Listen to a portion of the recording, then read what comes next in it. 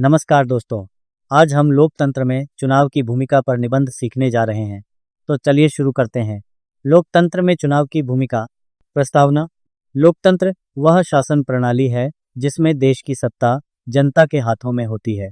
जनता अपने प्रतिनिधियों का चुनाव करती है और यही प्रक्रिया चुनाव कहलाती है। चुनाव लोकतंत्र की आत्मा माने जाते हैं क्योंकि इनके बिना लोकतंत्र अधूरा है। चुनाव का महत्व।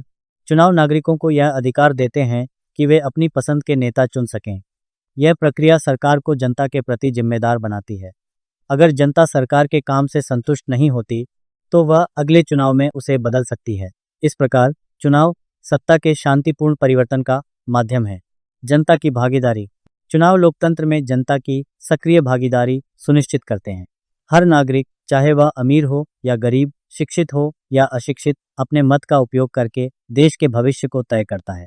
इससे समानता और स्वतंत्रता की भावना मजबूत होती है।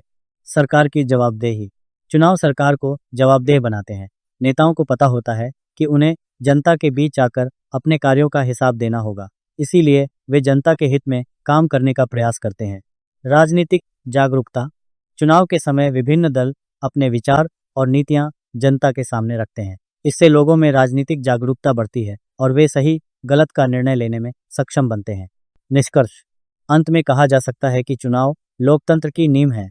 ये न केवल सरकार बनाने का माध्यम है, बल्कि जनता की शक्ति और अधिकारों